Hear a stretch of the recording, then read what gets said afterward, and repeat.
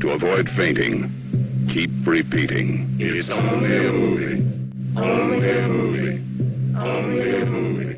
Only a movie. Only a movie. Pourquoi les tueurs portent-ils des masques? Seulement pour dissimuler leur identité? Pour que nul ne reconnaisse le visage sous l'artifice? Ou plutôt pour inspirer la peur, dès le premier regard, dans le cœur de leurs victimes? En fait, la vérité derrière l'utilisation du masque se trouve au plus profond du cinéma horrifique, au cœur d'un genre bien singulier, le slasher. Bienvenue dans Mauvais Genre.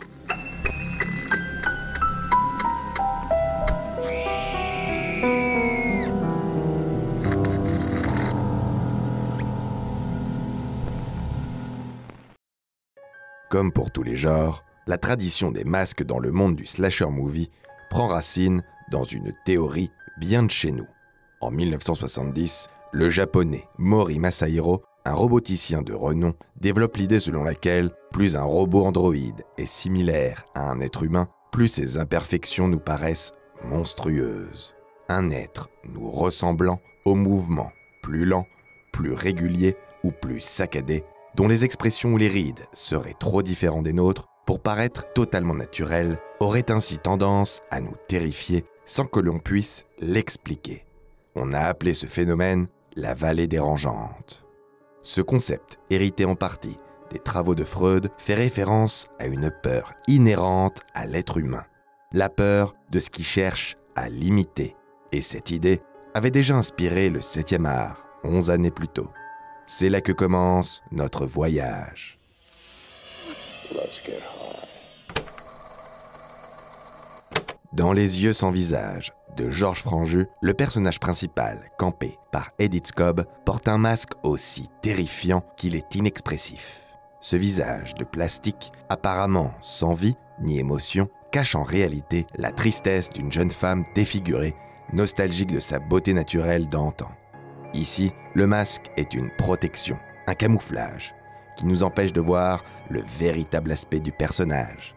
Pourtant, quelle que soit l'apparence du visage défiguré, on se rend rapidement compte que par cet effet de vallée dérangeante, on redoute encore plus le masque que ce qu'il cache. D'une certaine manière, le film de Franju est le parfait ancêtre du tueur masqué du slasher movie.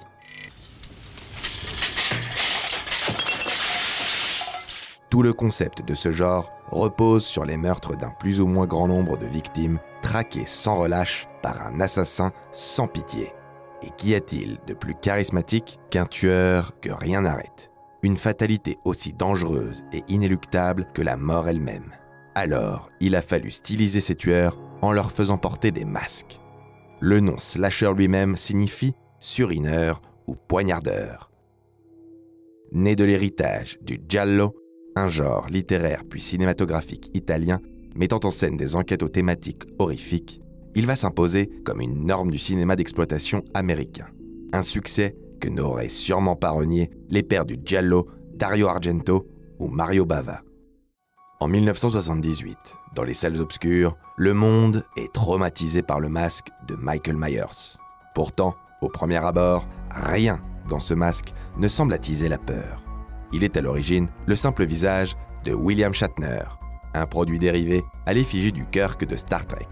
Mais en déformant les yeux, la bouche et en peignant cette face caoutchouteuse de peinture blanche, Tommy Lee Wallace, le directeur de production du film, crée un effet perturbant. De son propre aveu, cette idée lui s'est revenue du visage d'Edith Cobb dans le film de Franju. Grâce à ce tour de magie incroyablement astucieux, la simple apparition du masque suffit à nous faire trembler. C'est par ce premier exemple concret que l'on peut commencer à comprendre l'utilisation du masque au cinéma. Il est à la fois un outil de stylisation, mais aussi de dépersonnification. Il transforme celui qui le porte en un symbole terrifiant, au-delà de son humanité. Mais pour explorer le large spectre de signification des masques, il faut dézoomer un peu et observer l'histoire du slasher dans son ensemble. Avançons de 10 ans. En 1988, Los Angeles voit sa population infiltrée par des extraterrestres dans Invasion Los Angeles de John Carpenter. Ceux-ci se cachent parmi nous, bien dissimulés derrière des insondables visages artificiels qui camouflent leurs funestes projets. Derrière leur apparence anodine, ces êtres venus d'ailleurs, des étrangers, nous contrôlent, nous manipulent et nous poussent à les servir sans même que nous puissions nous en rendre compte. Et cette image des antagonistes dissimulés derrière leur masque va influencer les slashers les plus populaires qui sont encore à venir.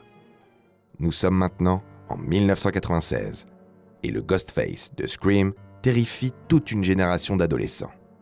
Derrière cette représentation du cri d'Edvard Munch se cache le visage d'un assassin sans pitié qui joue avec perversion et délectation de la peur de ses proies.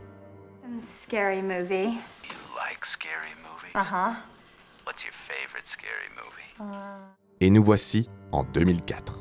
Cette année, le torture porn Saw met en scène un tortionnaire pervers qui camoufle son visage derrière une horrible tête de cochon sanguinolente affublée de cheveux humains.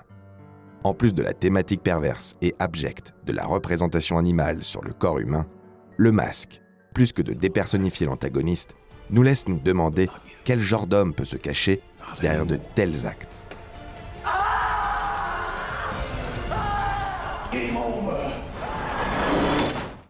Ces exemples évoquent bien souvent la peur de l'autre, du véritable visage caché derrière l'apparence extérieure.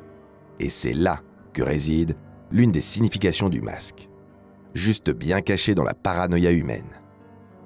Dans un monde qui se renferme de plus en plus, nos ennemis se cachent désormais au grand jour, dissimulant leur face reptilienne dans V ou une invasion secrète dans Captain Marvel. Le cinéma, même au-delà du slasher, prend donc cette thématique à bras-le-corps, nous servant une multitude d'histoires représentant des êtres camouflés, tantôt déguisés en humains et se préparant au pire des méfaits, tantôt nous manipulant secrètement en se fondant dans la foule. Tu mens! Tu mens! Tu mens! Il ment! Il ment! Finalement, la dernière grande famille de masques est aussi la plus diversifiée et la plus compliquée à décrire, tant elle balaye un large spectre d'humour noir. Le masque de hockey de Jason ou le patchwork de chair de Leatherface, les nombreux déguisements de Fantomas ou encore les masques de la purge d'American Nightmare. À l'occasion des tueries, on porte tout type de masques. Et comme les tueurs ont la fâcheuse tendance à réveiller leurs pulsions au moment des fêtes, on assiste à un défilé d'assassins masqués dans des thématiques assez étranges. Du Père Noël tueur de Silent Night, Deadly Night, au poignardeur d'Halloween dans La Nuit des Masques, I think he'll come back. en passant par le tueur de la Saint-Valentin dans Meurtre à la Saint-Valentin, Sarah, shoot him! He's right there! Nobody else here! He's right there! Shoot him! Sarah, you gotta shoot him! Shoot him now! Shoot him! des tueurs, en veux-tu, en voilà, pour tous les goûts, aux masques plus ou moins évocateurs, mais toujours festifs. Souvent, les masques sont sortis de leur contexte normal, comme un Père Noël ou un clown tueur, et jouent donc sur la moquerie face à ces icônes. Ainsi, le tueur qui porte ces masques refuse l'idée de se comporter comme nous, en utilisant une facette adaptée à la société qui l'entoure. Il ne veut pas se conformer. Dans les cas les plus extrêmes, les masques d'animaux ou de chair représentent l'animalité qui sommeille en l'être humain.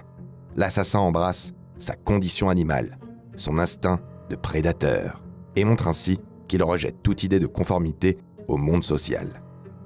Si le masque est celui d'une fonction, comme un sportif, un président ou même un bourreau, on peut y voir une moquerie, une volonté de satire. Hello, ladies and gentlemen. We are the ex-presidents, and we need just a few moments of your time. Dans les versions les plus extrêmes de cette thématique, les plus grands monstres se dissimulent intelligemment derrière leur propre peau. Une apparence naturelle qu'ils portent comme un masque bien élaboré, un visage attirant, un regard perçant, l'apparence séduisante d'un large sourire blanc, tout ce qui peut camoufler la réalité de la pulsion meurtrière.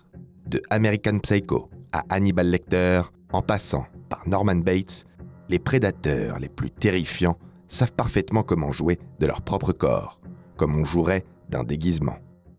I'm into, murders and executions mostly. Do you like it? Well, it depends. Why? Mais dans le slasher, tout est affaire de représentation, et l'on se doit de faire apparaître à l'écran le masque réel de celui qui s'apprête à vous séparer la tête du reste. Le masque devient donc une représentation de la persona, cette facette de nous-mêmes que l'on choisit de porter comme un masque afin de se conformer à notre interlocuteur. Une personnalité créée de toutes pièces, bien pratique dans notre quotidien. En fait, il y a autant de masques que nous en portons jour après jour.